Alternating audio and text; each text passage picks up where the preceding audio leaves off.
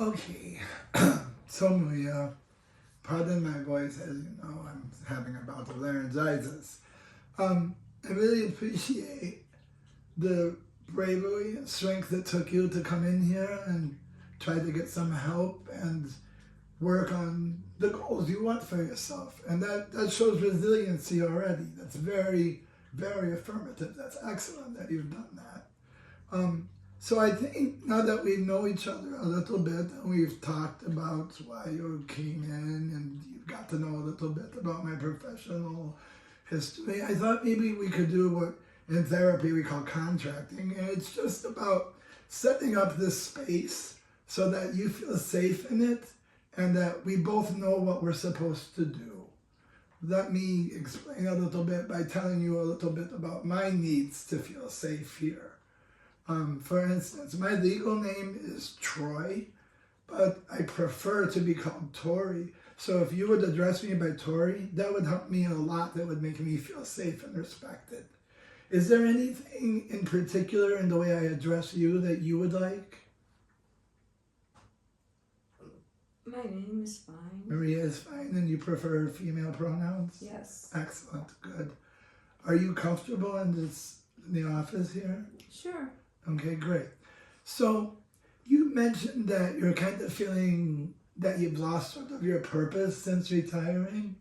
So why don't we establish what we can do together to help address that and get you back to where you want to be? Okay. And it's a team, right? You're not in this alone. I'm here with you and I'm going to go through this with you. But you're going to do most of the hard work, frankly. I can't make the decisions, right? You have to make the decisions that are best for you. But I can be a guide. I can watch out for your safety. I can ensure that that you're being treated safely and ethically. I can connect you with resources and I can make some suggestions. Does that sound like it would help you? Yeah. Helped me a lot. Excellent, good. So, do you have a preference on where you'd like to start? You had mentioned the community garden. Is that something that you think you could start doing, maybe? I just think that in general, I need to find purpose and meaning and social connection in my life. Mm-hmm. That's good. That's a good goal to have, right? Right. I used to go to work and my co-workers were the people that I talked to. Mm-hmm. And then I came home and there's my husband and I talked to him. Mm-hmm. But there's nobody else in my life that I can talk to. So you would like to make some friends? Yeah, I want to have people I can rely on and trust. Yeah, good people. Right. And you mentioned, I'm sorry, I just keep going back to this. You had mentioned that community garden. Right, because I read a study that the healthier elderly are people who garden. I'm so glad you're doing research. That shows strength and resiliency. So you're already doing your own research into this. So you sound excited about gardening. And since it's a community garden, there may be people in your community that are also there that maybe you could talk to one or two of them. Well, that's what I was thinking, is that... Tell me what you're thinking, yeah.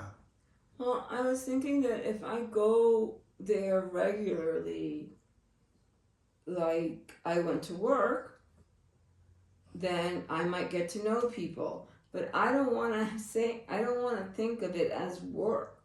So I don't want to go every day. And I don't want to be rigid on a schedule. I don't want to say that I'm going to go Monday, Wednesdays, and Fridays from 9 to 2. Because that's work. And I don't want to do that. Are 3 days a week too much? Would 2 be better? Yeah, I think I can commit to going 2 days a week. Right. And talking to at least 2 people if they're there. And I feel safe with them. So that would feel like a successful encounter for you. That would make you feel like you're making progress. Yes. How long would you stay there at the garden center? Well, I guess it depends on what there is to do, but I would think that at least an hour. Okay. And you could probably find something to do in the garden for an hour, even if no one's there. Right. But if someone's there, I can talk to you them can and talk. get to know them, maybe invite them for a cup of coffee. It depends on who it is. Yeah, or even just to start small and talk about the weather or the plants. Yeah. That gives you something to talk about right there. It's not like I don't know how to make friends. I know how to make friends. It's just I've moved to this area where I don't know anybody. Okay. Well, this sounds like a really good idea. So let's make this one of our goals, right? Okay. And how would you like to be supported by me through this? What would I be able to do to hold you accountable? Would you like me to check in on the number of times you've gone weekly? Or Yeah, I think I could just, if you could just ask me, did you go to the garden? you could even text me when you go if you like. Okay. It's up to you. We could do it when we check in weekly if that's better. I think that's better for That's me fine. because I don't want to, like I said, I don't want to create obligations for myself. I just want to create social connections. And I think that's an excellent idea. You don't want this to turn into work. You're not working. We say we're working on ourselves, but I like to say we're nourishing ourselves. We're being kind to ourselves. We're loving ourselves, right? So you going to the garden is work, but it's a work of love, Right. right? For yourself Right. and for your community and the planet, Right. because you're creating oxygen. It works so well on many levels, right? I'm not sure that it sounds to me though that like you had mentioned you're a religious person and you moved to a new area. Do you have a church established yet? No, not yet. I was very active in my church where I was living, and there is the same denomination church literally 3 blocks from my house. I could easily walk there on Sunday mornings. So I would like to start by asking you first, why haven't you? What's stopping you?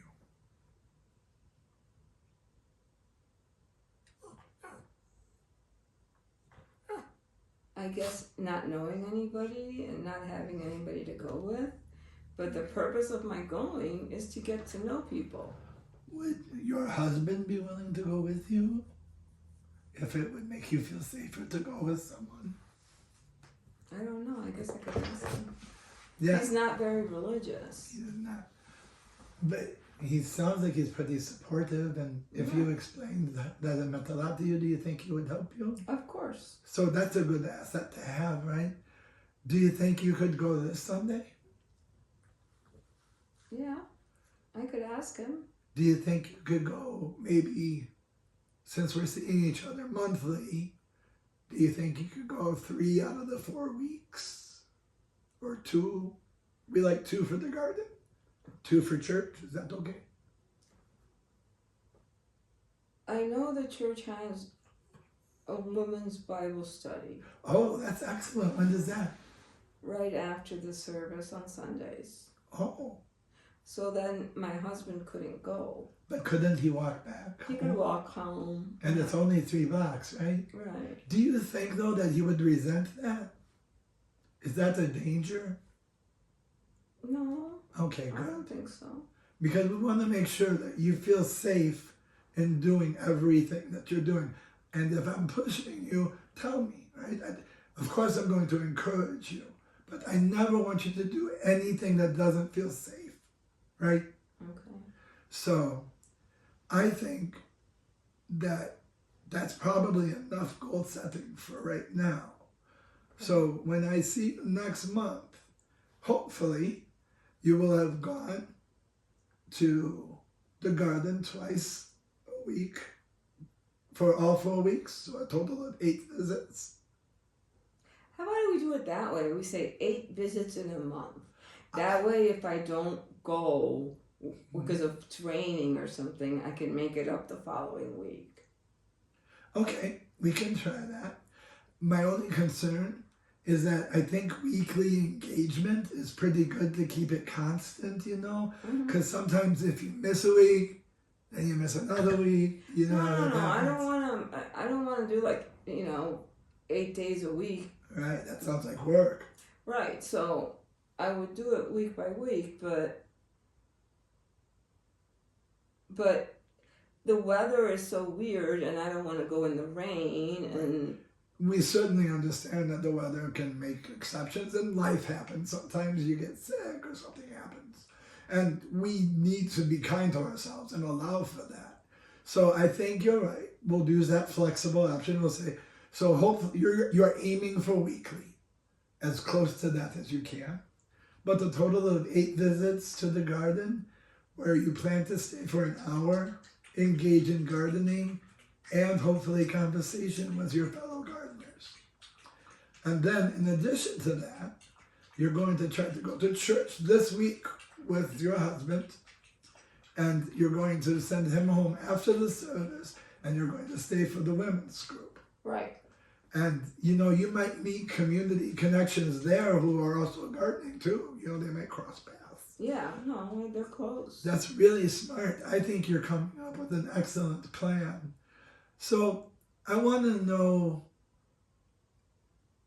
what success would be for you. So when you come back in a month, is just having done those things, is that enough for you? Or do you want to feel a certain emotion? Like, what is your goal? Is it to attain that number, or is it to meet X number of people? Like, It's what to does make a friend. To make a friend. So if I make a friend, Uh-huh. or like at least an acquaintance, somebody that I can go to coffee with Yeah. or call. So that will make you feel successful. Yes. So I think that the numbers of times and all of that's an excellent commitment to lead us to that goal. So it's important to remember that it's not really the gardening, and it's partially the church, but a lot of it is going to be about making those connections and you feeling more connected. So I want you to keep an eye on that feeling of connection, and I'm going to start by checking in on that connection with you in our next session, right? Right. In the meantime, if you're feeling lonely, if you're feeling despair, I want you to make sure that you do talk to someone. I know you said it's hard to talk to your husband.